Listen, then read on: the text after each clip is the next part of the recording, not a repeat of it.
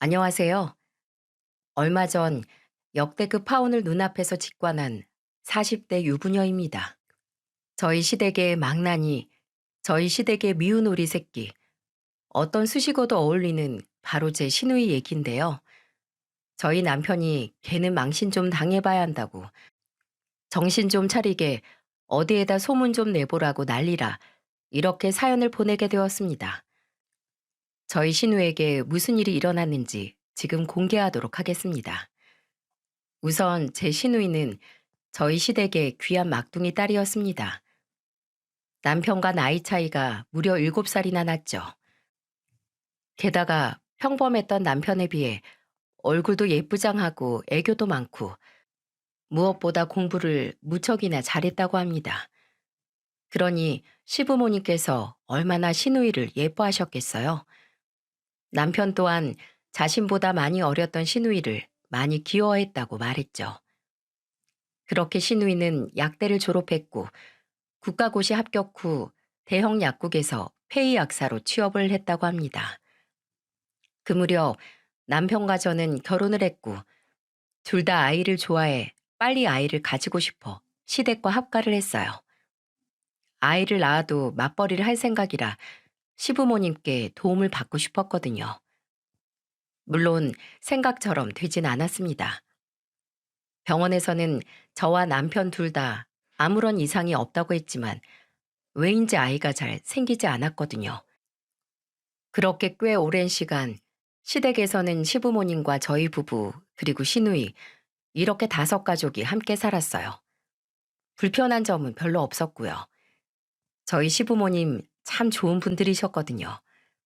굳이 불편했던 점을 찾자면 오냐오냐 자란 시누이가 가끔 내뱉는 버릇없는 말들과 행동 정도였죠. 어버이날 기념으로 외식을 하러 가던 날이었어요. 남편과 준비를 마치고 거실로 나왔는데 시누이가 시큰둥하게 제게 묻더군요. 새언니, 옷이 그거밖에 없어요? 왜 이렇게 후줄근해요? 아, 그래요? 나름 신경 써서 입은 건데 별로예요? 네, 엄청요. 고급 한정식 집에 가는 건데 너무 빈티나잖아요. 옷 좀 사 입어요, 언니. 중소기업 가장 월급이 그렇게 적은가? 제 월급이 적다기보단 아가씨네 오빠가 시작한 카페가 요새 좀 어려워서요. 옷을 사 입을 정신이 없네요. 야, 윤지수, 너 세연이한테 말버릇이 그게 뭐야? 세연이 옷이 어디가 어때서?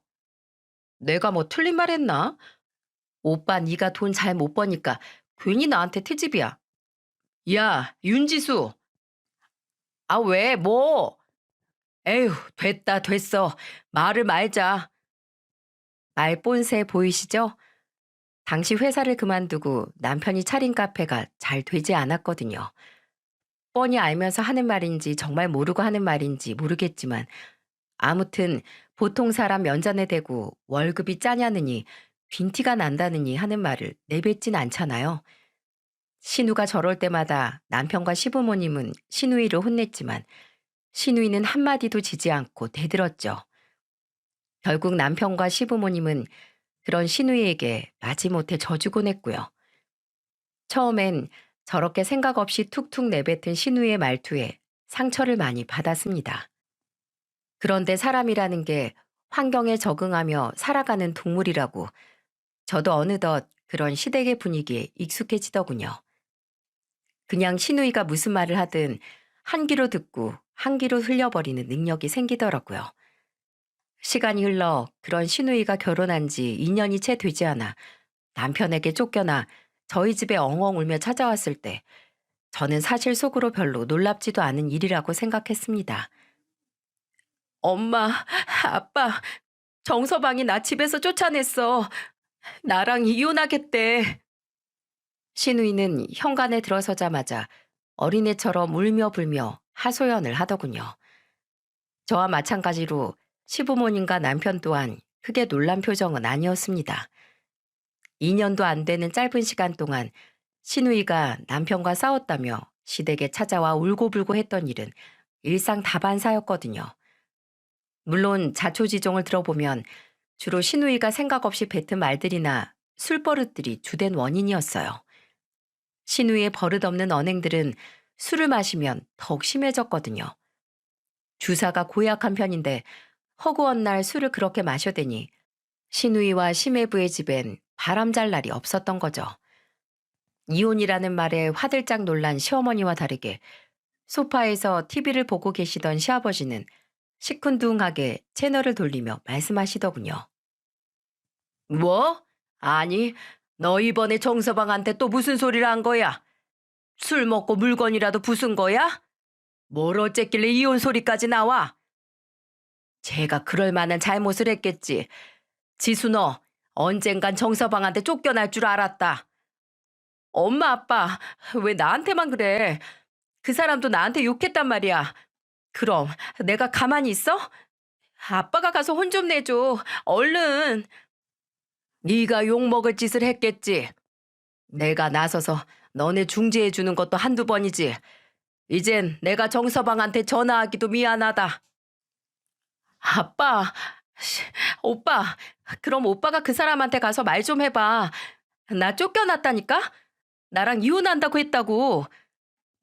시부모님이 신우이의 편을 들어주지 않자 신우이는 이번엔 제 남편에게 징징대더군요. 매제가 오죽했으면 이혼하자고 했을까? 그러게, 너 평소 그 말버릇 좀 고치라고 했지? 도대체 이번엔 뭘 잘못했길래 그래? 아, 그냥 다른 남자랑 밥 좀 먹고 술 몇 번 먹은 게 단데 그 의처증 걸린 인간이 괜히 지랄이잖아. 뭐? 이놈의 기집애, 너 이제 하다 하다 바람을 폈어? 내 인연을 그냥. 다른 남자와 술까지 먹었다는 말에 무심하게 앉아 계시던 시아버지가 옆에 있던 방석을 신우이에게 집어던졌습니다. 그리곤 벌떡 일어나서 금방이라도 신우이를 잡아 때릴 기세로 달려가셨죠. 신우이는 시어머니 뒤로 도망가서 숨으며 고래고래 악을 써댔고요. 아, 그냥 손만 잡았어. 그리고 정서방이랑 나랑 손도 안 잡은 지도 오래됐는데 좀 외로우면 그럴 수도 있지. 아, 엄마, 아빠 좀 말려봐. 아이고, 지수 아빠. 일단 그 방석 좀 내려놔 봐요. 난리도 그런 난리가 없었습니다. 신우는 시아버지께 방석으로 신나게 두들겨 맞았고, 시어머니는 말리고, 저와 남편은 강 건너 불구경하듯 구경만 했죠.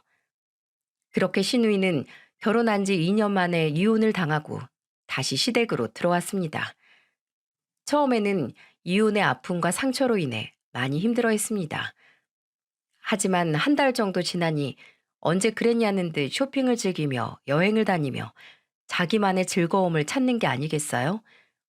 절대로 이혼을 못하겠다며 죽을 것처럼 행동하더니 한 달 만에 제자리로 돌아오는 모습을 보고 대단하다는 생각밖에 들지 않더군요. 그 전에 모든 것들이 다 쇼 같다는 생각밖에 안 들었죠. 하지만 제가 인정하는 건 본인의 일에는 열심히 한다는 거였어요. 이혼하고 3년이 지날 무렵 신우이는 시부모님의 도움을 받아 병원들이 모여있는 상가 1층에 약국을 열었습니다. 병원은 많은데 약국은 신우이의 약국 하나뿐이라 장사는 제법 되더라고요. 반면 제 남편은 그때 당시 카페를 운영하고 있었는데 카페는 마스크 쓰는 시국을 맞아 더욱 상황이 좋지 않았습니다. 뒤늦게 배달 시장에 뛰어들었지만 이미 많은 빚이 생겼었죠.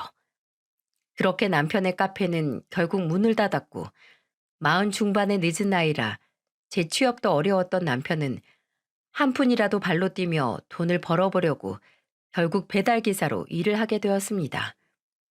그러던 어느 날이었어요. 엄마, 아빠, 나 재혼할 거야. 가족이 다 모인 저녁 식사 시간에 신우이가 폭탄 발언을 하는 게 아니겠어요? 시부모님과 저 남편 모두 놀라 입을 떡 벌렸습니다. 침묵을 깬 건 남편의 말이었는데 그 말이 너무 웃겨서 밥풀이 튀어나올 뻔했습니다. 또 병 도졌냐? 어떤 정신 나간 놈이 너랑 또 결혼을 한대? 신우이는 남편을 한번 째려보더니 말을 이어가더군요. 대충 상대방도 재혼이고 성격 차이로 이혼했다더라. 직업은 한의사인데 약국이 있는 상가의 한 병원 원장님이 주선을 해줘서 알게 됐다. 뭐 이런 내용이었어요. 그리고 시부모님과 저희 부부에게 신신당부를 하더군요. 바로 우리를 매수하려고 했습니다. 가족을요. 우리 가족들 모두 절대 내가 왜 이혼했는지 말하면 안 돼? 나도 그냥 성격 차이로 이혼했다고 말해놨단 말이야. 알았지? 다들 입 조심해야 돼. 이 남자는 내 인생의 마지막 남자야. 시부모님은 굉장히 찝찝한 표정이셨지만 고민 끝에 결국 타협하신 것 같더군요. 잘했든 못했든 어찌됐든 귀하게 키운 늦둥이 딸이 좋은 남자 만나 재혼하겠다는데 차마 그걸 나서서 회방을 놓을 수는 없으신 것 같더라고요. 남편은 그래도 거짓말을 하면 되냐? 그 남자가 불쌍하다고 반대했지만 시부모님의 설득에 마지못해 눈을 감아주기로 했습니다. 방으로 들어와서도 계속해서 걱정을 하긴 했지만요. 그 남자 지수 제 성격은 알고는 결혼한다고 하는 건지 모르겠다.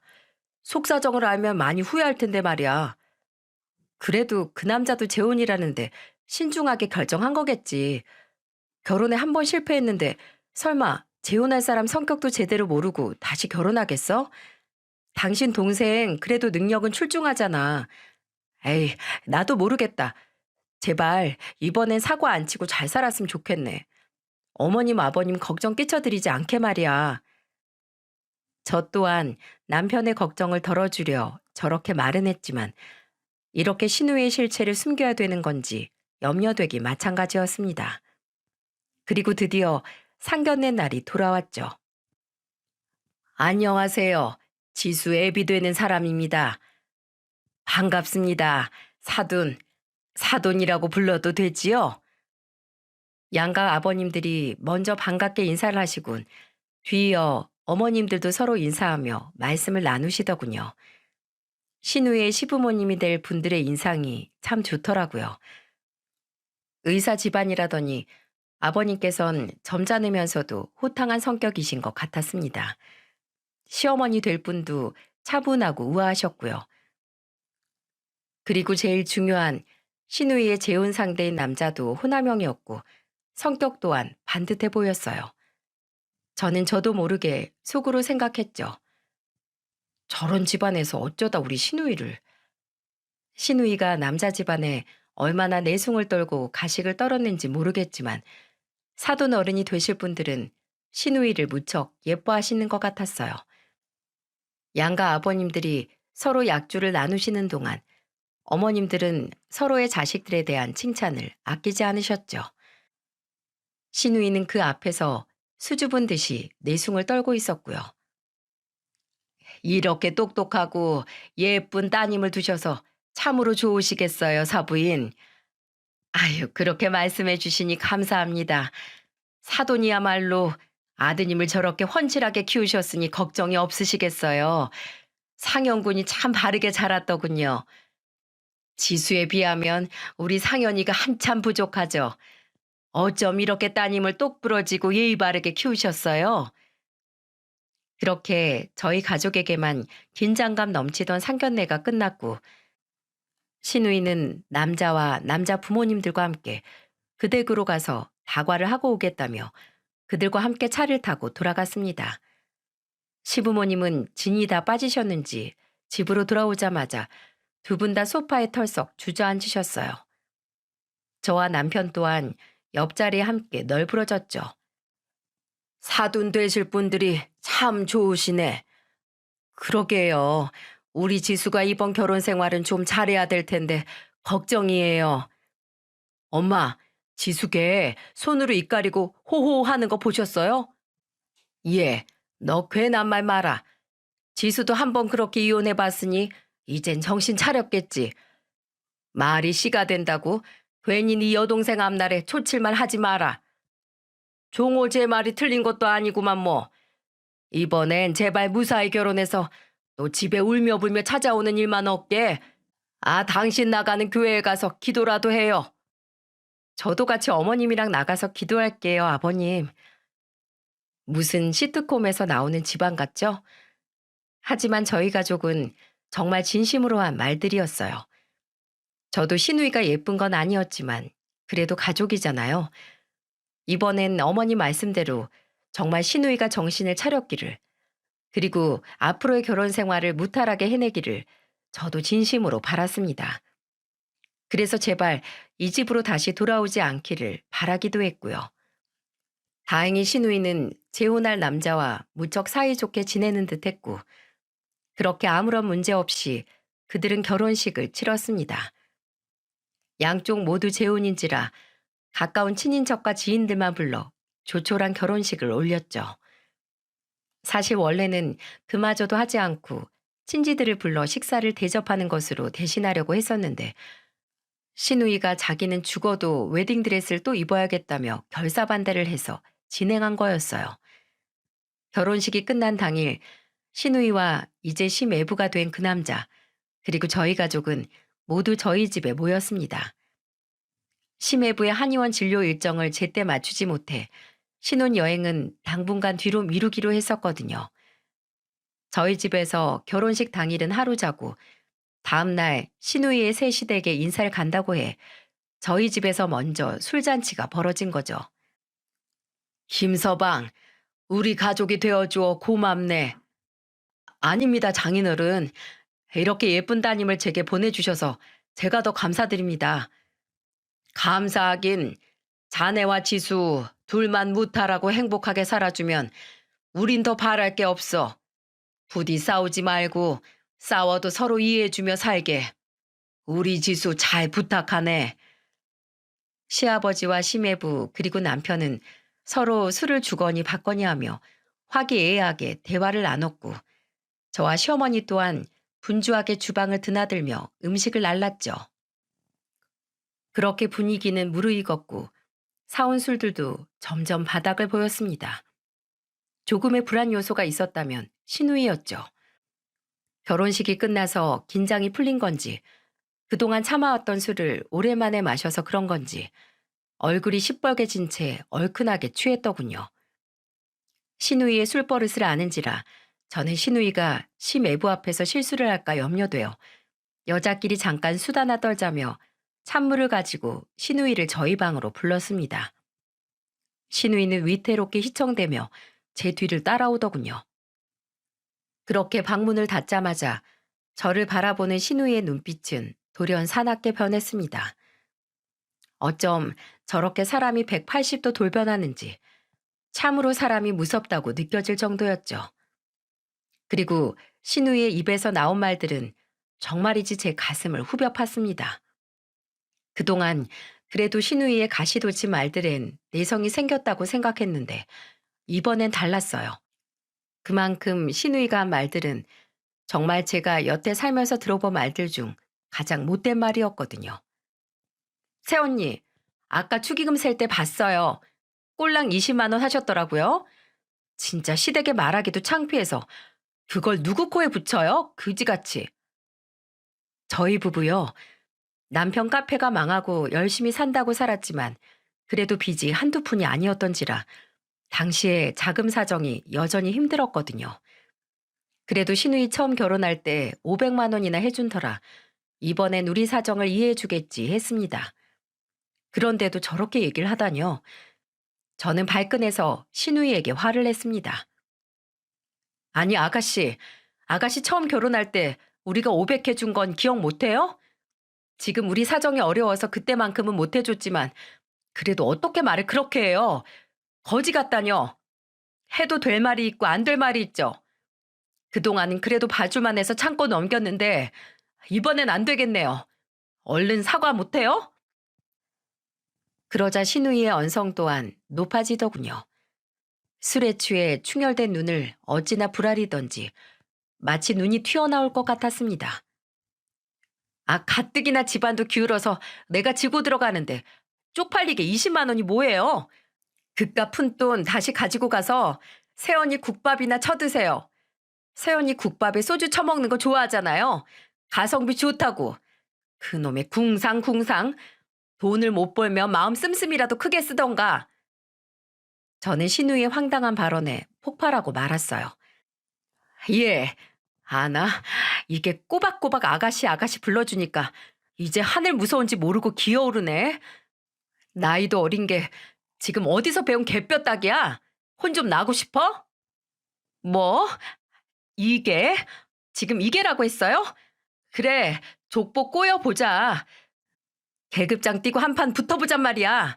능력도 안 되고 얼굴도 안 되고 불쌍해서 언니 언니하고 불러줬더니 지 주질 몰라요. 저는 신우의 말에 눈이 뒤집혀 쓴맛을 보여주고 싶었지만 저희 목소리가 너무 컸던지 시어머니가 방문을 벌컥 열고 놀란 눈으로 소리치더군요. 이게 다 무슨 소리니? 거실까지 다 들린다. 지수 너 새언니한테 뭐 하는 짓이야? 시어머니 뒤엔 경악한 표정의 시아버지와 남편, 그리고 놀란 눈의 시매부까지 모두 서 있었어요. 여보, 지금 무슨 상황인가요? 아무리 술에 취했어도 기본 예의는 지켜야지. 새언니한테 말버릇이 그게 뭐니? 나 지금 너무 당황스럽다. 심해부는 놀라서 말까지 더듬으며 신우이에게 묻더군요. 하지만 이미 신우이는 술에 취해 제정신이 아니었습니다. 시부모님과 남편의 만류에도 신우이는 악에 받쳐 제게 소리를 질러댔죠. 아, 또 다들 나한테만 난리야. 그럼 20만 원을 누구 코에 붙여? 재혼이라서 조금 줬다고? 저렇게 심보를 고약하게 쓰니까 들어설 애도 안 생기지. 신우이의 그 말에 방 안에 모두가 얼어붙었습니다. 분이 안 풀려 짐승처럼 그르렁거리는 신우이를 제외하고는요. 아이에 대한 말은 누구보다 오랜 시간 간절하게 아이를 바랬던 저희 부부 앞에서 암묵적인 금기어였거든요. 신우의 악담을 들으니 눈물이 터져 나왔습니다. 어떻게 저렇게 상처가 되는 말을 제게 할 수 있을까요? 아무리 주사라고 할지라도 평소에 저런 생각을 하고 있었으니 술김에 본심이 나온 거 아니겠어요? 눈물을 흘리는 저를 제외하곤 다들 말문이 막힌 가운데 침묵을 깬 건 다름 아닌 심애부였습니다. 심애부는 가늘게 떨리곤 있지만 아주 싸늘한 목소리로 신우이를 향해 말했어요. 너, 너 지수 너 원래 이런 여자였어? 그동안 나랑 우리 부모님 앞에선 전부 가식이었던 거야? 어떻게 말을 그렇게 끔찍하게 할 수 있어? 그것도 사람들 살리는 약살한 여자가. 내가 뭐? 상현 씨 당신도 저 혼자 아주 신사납셨지. 너만 반듯하고 점잖어? 평소에도 맨날 그놈의 입 바른 말 얼마나 재수없었는지 모르지? 집 좀 산다고 한의사라고 좀 떠받들어줬더니 진짜 지만 잘난 줄 알아. 윤지수 너 그만 못해? 시아버지의 호통에도 술에 취한 신우이는 기어이 건널 수 없는 강을 건너더군요. 난생 처음 본 신우이의 기가 막힌 모습을 심해부는 경멸스러운 눈빛으로 쳐다봤습니다. 그렇게 가만히 서 있기를 잠시 심해부는 몸을 휙 돌려 그대로 저희 집을 나가버렸죠. 시어머니는 어쩔 줄 몰라 하고 있었고 남편은 안절부절 못하며 저를 꼭 안아주더군요. 시어머니 또한 제 등을 계속해서 토닥여 주셨습니다. 울지 마, 여보. 울지 마. 지수채, 이번엔 내가 가만히 안 둘게. 그래, 아가. 울지 말거라. 우리가, 우리가 정말 지수제일 잘못 키웠어. 반면 신우이는 자기가 지금 무슨 일을 벌인지도 모른 채 계속 씩씩댔습니다. 시아버지는 퍼뜩 정신이 돌아오셨는지 방 안에 있던 파리채를 낚아채 신우이에게 사정없이 휘두르시더군요. 아우, 아파, 아프다고. 아빠, 왜 때려? 이 정신 나간 것이 입에서 나오는 말이면 다 말인 줄 알아? 내가 널 안 때리고 키웠더니 네가 이 지경으로 자란 거야. 다 내 탓이다, 내 탓이야. 저 평생 안 맞은 매 오늘 좀 맞자. 이 인간만도 못한 기집애야. 엄마, 아빠 좀 말려봐. 아! 신우이는 행거에 걸려있는 옷들 아래로 허겁지겁 기어가 숨더군요. 시아버지는 기어코 그 속까지 팔을 뻗어 옷걸이를 내리치셨습니다. 시누이가 아무리 엄마하고 소리 질러도 이번엔 시어머니조차 시아버지를 말리시지 못하더군요. 아니, 말리지 않았다는 게 더 맞겠네요. 시누이의 천인 공노할 발언에 시어머니 또한 큰 충격을 받으셨는지 저를 달래시는 와중에도 계속 중얼거리셨거든요. 아이고, 아이고야, 아이고 머리야. 시누이는 계속해서 소리 지르고 울고 매질을 하다 지친 시아버지는 파리채를 바닥에 휙 던지시고는 담배를 피우러 밖으로 나가버리시고 저는 눈물이 멈추질 않고 시어머니는 계속해서 아이고를 중얼거리시고 남편은 또 저를 달래고 아주 개판이었습니다. 그렇게 저희 가족에게 잊지 못할 밤이 어찌저찌 지나갔어요. 우리 5 중 잠에 든 건 울다가 지쳐 행거 밑에서 잠이 든 술에 취한 시누이 1명 뿐이었습니다. 꼴에 결혼식을 치른 날이라 피곤했던 건지 아주 코를 드르렁대면서 잘도 자더군요. 집안을 이 지경을 만들어 놓고요. 다음 날 시아버지는 시누이의 뒷덜미를 우악스럽게 붙잡고 제 앞에 무릎 꿇리셨습니다. 술이 덜게 비몽사몽한지 시누이는 영문도 모른 채 끌려왔죠. 뭐야, 아빠. 아침부터 왜 그래? 숙취가 몰려오는지 시누이는 머리를 감싸며 시아버지에게 짜증스럽게 물었습니다. 왜 그래? 너 어제 일 기억 안 나? 당장 네 새언니한테 싹싹 빌어. 무릎 제대로 꿇고. 뭐? 내가 새언니한테 왜 무릎을... 아, 시누이는 그제야 전날 밤 자신이 한 일들이 기억났는지 숨을 헉하고 들이키더군요. 사과를 당장 받아줄 마음은 없었지만 저는 그래도 시누이가 자신이 술에 취해 제게 한 말들에 대해 사과하는 신용이라도 할 줄 알았어요. 하지만 시누이는 생각보다 더 뻔뻔하고 못돼 먹은 사람이더군요. 내가 뭐 틀린 말 했어? 다 맞는 말이잖아. 내 말이 틀려요, 새언니? 오히려 더 고개를 빳빳하게 들고 제게 따지더군요. 사람이 너무 어이가 없으면 웃음이 나오는 거 아시나요, 여러분? 저는 하도 어이가 없어서 하하고 헛웃음이 나더라고요. 시아버지는 시누이의 행동을 보더니 시누이의 방에서 가방 하나를 가지고 나와 현관문 밖으로 던져버리셨어요. 아빠, 저거 뭐야? 뭐긴 뭐야, 네 옷들이지. 너 새로 얻은 신혼집으로 가서 김서방한테 싹싹 빌든 쫓겨나도 어디 쪽방이라도 구해서 들어가든지 알아서 하고 당장 내 집에서 나가. 이 버르장머리 없는 기집애 같으니라고. 당분간 이 집에 기어들어올 생각하지도 말어. 알았어? 그리고는 뻥진 채로 바닥에 앉아있는 시누이의 뒷덜미를 다시 잡아채 좀 전의 가방처럼 현관문 밖으로 내동댕이 치셨죠. 현관에 놓인 시누이의 운동화 한 켤레와 함께요. 그리고 곧바로 현관문을 쾅 하고 닫아버리셨습니다. 시누이가 도어락을 열고 들어오지 못하게 보조 잠금 장치로 한 번 더 문을 잠그기까지 하셨죠. 시누이는 미친 듯이 문을 두드려댔습니다. 아빠 잘못했어요. 일단 문 좀 열어줘요. 핸드폰도 없이 쫓아내면 어떡해. 남편은 시누이의 핸드폰을 들고 터벅터벅 현관으로 걸어가더니 현관문을 아주 빼꼼 열고는 핸드폰을 시누이에게 툭 던졌습니다. 시누이는 그 틈을 놓치지 않고 문 틈새로 재빠르게 파고들려고 하더군요. 남편은 그런 시누이를 손으로 밀어버리고는 재빨리 문을 다시 닫아버렸습니다. 다시 현관문을 잠근 남편은 문 밖의 시누이를 향해 화가 난 목소리로 말했죠. 너, 네 새언니한테 무릎 꿇고 싹싹 빌기 전에 내 눈앞에 뛰지 마. 알았어? 천하의 몹쓸 기집애. 전날 제게 한 폭언 때문에 남편도 단단히 시누이에게 화가 난 것 같았어요. 그렇게 일주일이 지나고 시아버지 핸드폰으로 심해부에게 전화가 걸려왔습니다. 심해부와 통화를 할수록 시아버지의 표정은 어두워지셨죠. 그렇게 오랜 시간 통화를 하고 끊은 시아버지는 한숨을 푹 쉬시더군요. 왜? 김서방이 뭐래요? 여보, 지수는 신혼집에 있대요? 화해는 잘 했대요? 당신 이제 김서방이라고 부르지 마. 네? 아니, 그게 무슨 말이에요? 지수랑 갈라서겠대. 자기는 우리 집에서 나간 후 곧바로 부모님 집으로 가서 지내고 있다더군.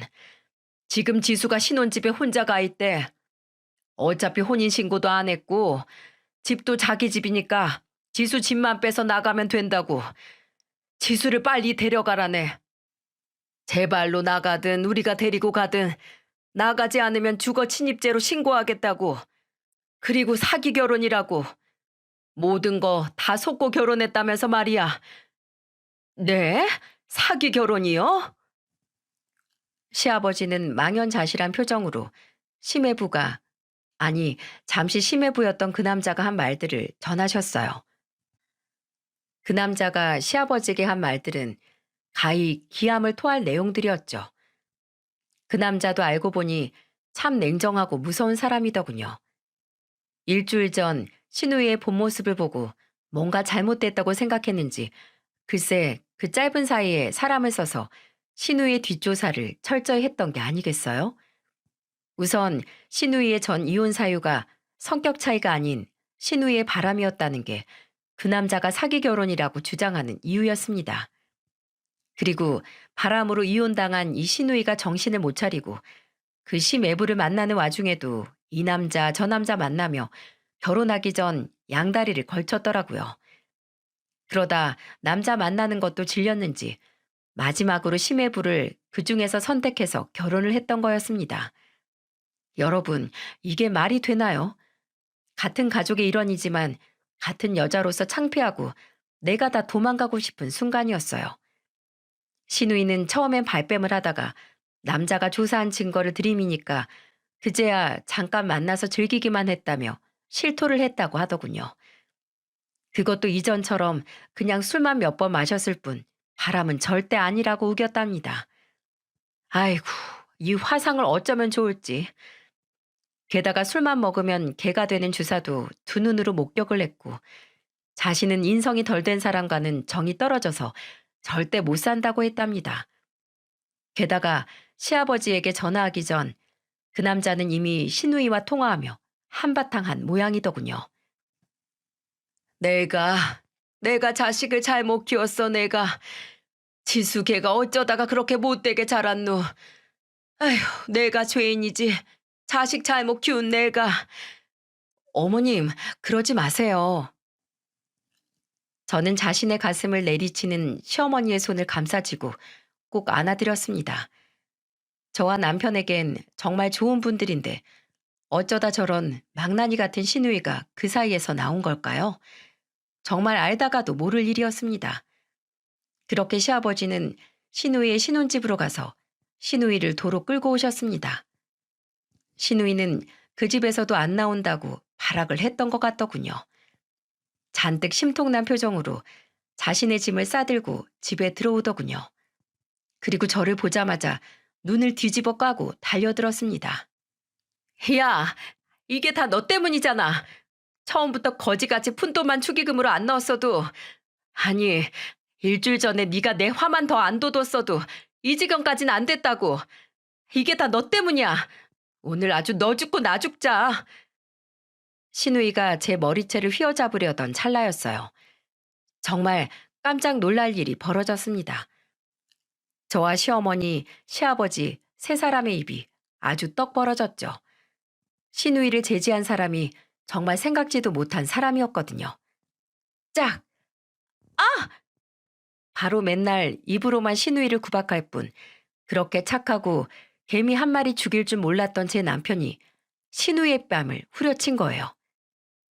이 싸가지 없는 년이 어디다 손을 올려 감히? 남편은 신우이의 뺨을 때리고도 분이 풀리지 않았는지 몸을 부르르 떨었습니다. 마찬가지로 난생 처음 남편에게 맞은 신우이 또한 어지간히 충격을 받았는지 두 손으로 뺨을 감싸쥔 채 놀란 눈으로 남편을 올려다봤어요. 신우이의 두 눈엔 눈물이 그렁그렁했죠. 오빠, 지금, 지금 나 때린 거야? 나 때린 거냐고. 저번에 아빠도 그렇고 왜 다 나만 가지고 그래? 왜 때려, 왜? 내가 뭘 그렇게 잘못했다고. 나도 밖에 나가면 어른 대우받고 사는 사람인데 내 나이가 39인데 곧 40인데 왜 때리냐고. 가족이면 이해해주고 감싸줘야지. 다 전현 때문인데 전현만 아니었어도 다 왜 제 편만 들어, 왜? 내가 엄마 아빠 딸이고 오빠 동생인데. 신우는 마치 5살 어린애처럼 떼를 쓰며 울었습니다. 그 모습을 보는데 그냥 이젠 더 이상 화도 안 나더군요. 그저 신우이가 너무 한심했어요.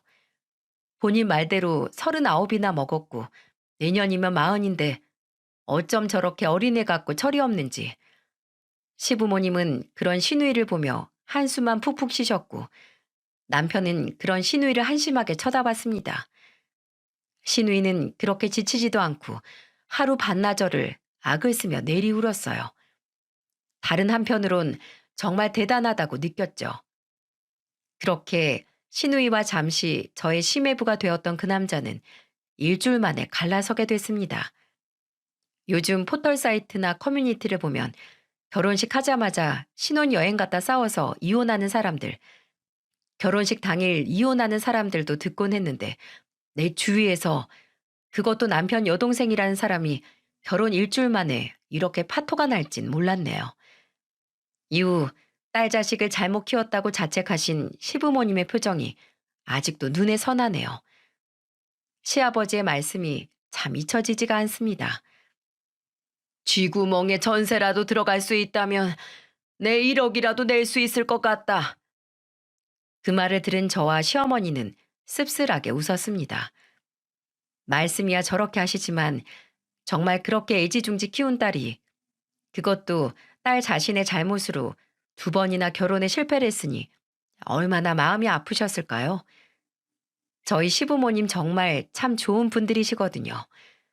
그런 분들이니 딸을 그렇게 키운 당신 스스로들을 더 자책하셨겠죠. 가족들 마음고생은 고생대로 시켜놓고 시누이는 우리 중 누구보다 제일 먼저 기운을 차렸습니다. 기운을 차렸다기보단 자신은 별로 잘못한 게 없다고 뻔뻔하게 생각을 하는 것 같았어요. 이제껏 자신에게 생긴 일들은 그냥 재수가 없어서 걸린 것들이라고요. 이래서 한의사들은 의사 취급도 안 해주는 거야. 차라리 잘 됐어. 나 정도의 스펙이나 미모면 그 이상의 좋은 직군도 만날 수 있는데 뭘. 난 지금처럼 당당하게 내 인생 살 거야. 참 대단했습니다. 시댁을 초토화 만들어 놓고 한다는 얘기가 자기 합리화 아니겠어요? 정말 내 여동생이었다면 무인도로 끌고 가 참교육 한번 제대로 해주고 싶었습니다. 그리고 제 걱정은 현실이 되었어요. 신우이와 그 남자를 주선해준 상가 병원의 원장 기억하시죠? 평소 신우이에게 그렇게 친절하던 사람이 신우가 그 남자와 갈라선 뒤로 마주쳐도 아는 척도 안 했다더군요. 그 이유는 병원에 다녀간 사람들이 신우의 약국에 대한 불만을 그 병원 간호사들에게 토로한 겁니다. 신우이가 손님들한테 그렇게 불친절했다네요. 그냥 불친절만 했으면 모를까. 글쎄 병원의 처방전과는 다르게 귀찮다는 이유로 식전 식후약을 하나로 합쳐서 제주에 담아줬답니다. 손님들 몇몇이 컴플레인을 거자 그제야 그 사람들의 약만 못 이긴 척 다시 남아서 담아줬대요. 그것도 대놓고 투덜대면서요. 그리고 귀찮다는 이유로 복약 지도조차 제대로 하지 않아 손님들이 병원에 다시 가 복용법을 물어보는 일도 있었다고 합니다. 그럼에도 불구하고 신우의 약국이 잘 되었던 건 그 병원들 근처의 약국이 신우의 약국 하나밖에 없어서였던 거죠. 원래대로였으면 병원 원장들도 신우에게 웃으며 주의를 줬었겠지만 그 남자에게 신우의 실체를 들은 병원장이 주위 병원들에게 신우에 대한 소문을 쫙 낸 모양이더군요. 병원들도 자신들의 영업장 아래 하나 있는 약국 주인이 손님들에게 그런 태도인 사람인 게 당연히 달갑지 않겠죠. 자신들의 운영에 해가 되면 됐지 절대 득이 되진 않을 테니까요. 그래서 병원들이 저들끼리 단합해 신우이가 제대로 복약지도를 하지 않은 정황들을 모아 신고를 해버린 겁니다. 처음엔 소에게 과태료를 냈을 뿐이지만 신고는 계속해서 이어졌죠. 결국 신우이는 영업 정지 처분을 받게 되었어요. 그 사이 이미 온 동네에 소문이 나서 노른자 땅에 약국을 개원하려고 약사들이 여기저기서 상가를 보러 다녔다고 했습니다. 의사들은 결국 약사 지인들을 물색해 상가의 빈자리에 약국 개국을 하도록 손을 썼죠. 결국 신우이는 무너져 갔습니다. 당연하죠. 병원에서 미운털 박혔으니 그 병원에서 신우이 약국을 가라고 하겠어요? 아니면 친절한 약국에 가라고 하겠어요? 모든 손님을 뺏긴 신우이는 결국 그 건물에서 쫓겨날 수밖에 없는 처지가 되고 말았어요. 그리고 시아버지는 약국에 투자한 자신의 돈을 다시 내놓으라고 통보를 했죠. 약국도 망했는데 아빠까지 왜 그래 진짜. 딸 죽는 거 보고 싶어서 그래? 내가 생각하기에 지수 넌 인생을 너무 쉽게만 산 것 같다. 내가 널 그렇게 키웠어. 죽이 되든 밥이 되든 이제라도 너 알아서 살아봐라. 집에서 안 내쫓는 것만으로도 감사한 줄 알아. 싫으면 이 집에서도 나가든가. 예전 같았으면 신우이의 투정에 못 이긴 척 져주셨을 시부모님이지만 그 사건 이후 시부모님 또한 달라지셨어요. 신우이를 이대로 내버려뒀다간 자신들의 사후에도 편히 눈을 감지 못할 것 같다고 말씀하셨죠. 어떻게든 우리가 죽기 전에 지수제 사람은 만들어 놔야지. 못나도 내 자식인 걸 어쩌겠니? 나중에 저에게만 살며시 한숨 섞인 말투로 시어머니께서 해주신 말입니다. 저는 그저 시어머니의 등을 토닥여 드렸죠. 싫으면 집을 나가라는 시아버지 엄포에 신우이는 결국 시아버지의 돈을 돌려드리곤 경기도 변두리 약국에 다시 폐의 약사로 취업을 했습니다. 집은 서울 한복판인데요. 왜 거기까지 갔냐고요? 약사협회에서도 신우이에 대한 소문이 쫙 퍼져 신우이를 채용하려는 약국이 별로 없었거든요. 괴팍한 성격에 손님에게 불친절하다고까지 소문이 난 신우이를 약국들이 돈을 주며 채용하고 싶어 하지 않았던 건 당연한 수순이었으니까요. 신우이는 여태껏 투덜대면서도 하루에 왕복 3시간씩 꾸준히 출퇴근을 하고 있었습니다. 사실 금방 그만둘 줄 알았는데 신우이도 조금은 정신을 차린 걸까요? 지켜봐야 알겠지만 아직까진 잘 모르겠네요. 신우이와 헤어진 그 남자는 최근 유명한 연예인이 그 남자의 한의원에 다녀간 후 아주 유명해졌습니다. 손님들이 하도 몰려 옆 건물로 병원 확장도 하고 페이 닥터도 한 명 더 고용했다고 해요. 게다가 나이에 비해 동안인 외모에 재력까지 있으니 선을 보려는 여자가 줄을 섰다고 그러더군요. 물론 그 소식을 배합하는 사람이 있었습니다. 아, 왜? 나랑 헤어지고 다들 잘 되고 잘 사는 거야? 짜증나. 더러운 세상. 다 싫어. 다들 꼴도 보기 싫단 말이야. 신우이는 그 남자가 웃으며 TV에 나오는 모습을 보더니 냉장고에 있는 소주를 나발불며 밤새 후회하며 자책하며 울더군요. 그 모습이 얼마나 시원하던지 인과응보, 자업자득이 생각나는 순간이었죠. 그리고 그 남자와 갈라선 지 6개월 뒤 저희 집에 굉장히 웃긴 일이 하나 생겼습니다. 바로 신우이가 다시 결혼을 하겠다고 선언한 겁니다. 이번엔 어디서 꼬셨는지 상대가 페이닥터인 내과 의사라더군요. 남편과 저는 그저 기가 차 헛웃음을 지었죠. 그런데 시부모님의 반응이 정말 너무나도 웃겼어요. 야야, 이 엄만 이제 네가 결혼의 결자만 꺼내도 무섭다. 너 혼자 북치든 장구치든 알아서 해. 결혼? 하려면 해라. 대신 우린 더 이상 너한테 지원 못 해준다. 너도 양심이 있으면 해달라고 못하겠지? 행여 결혼식 한다는 소린 더더욱 못하겠고. 근데 그놈은 의사식이나 된 놈이 얼마나 모자라길래 너랑 결혼을 한다냐? 너 3번째인 건 알아? 엄마, 아빠. 자신이 결혼을 한다는 말에도 비아냥대는 시부모님의 반응을 보고 시누이는 성질을 냈죠. 하지만 시부모님은 됐다, 밥이나 먹어라 하시며 그런 시누이를 무시하셨습니다. 거기에 남편도 한마디 거들었어요. 너 또 결혼하면 우리 축의금 5만 원이면 되냐?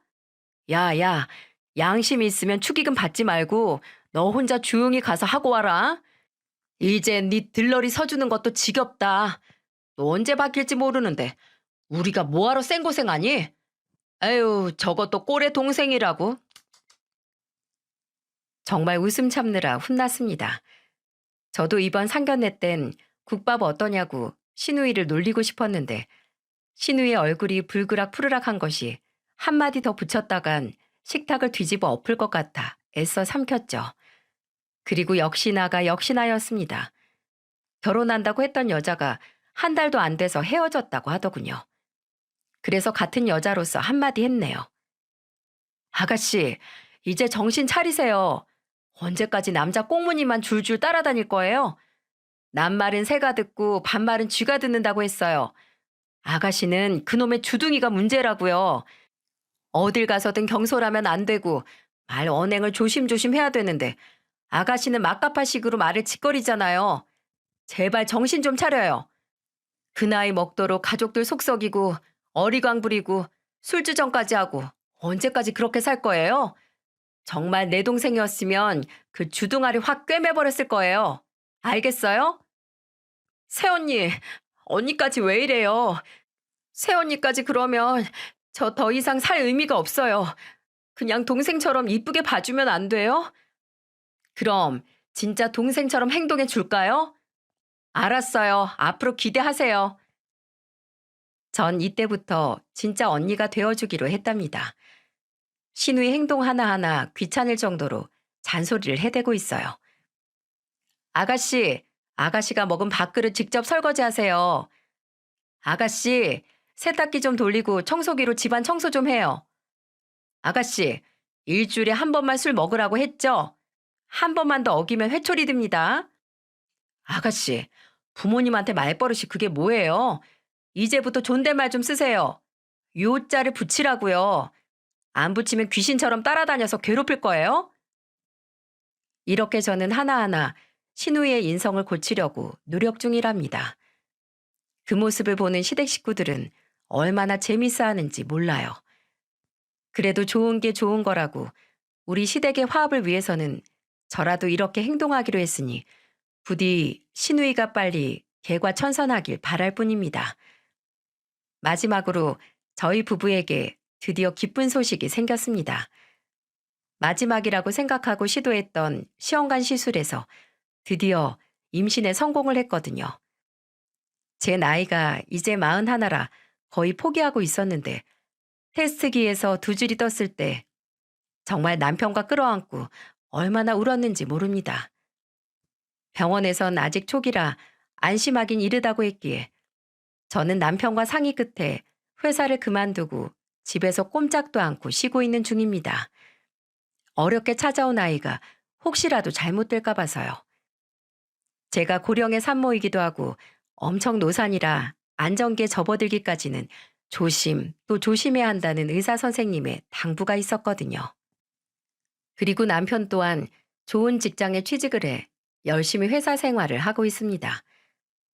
가장으로서 책임을 위해 열심히 사회생활을 하고 있는 남편에게 항상 감사하다는 말을 전해주고 싶네요.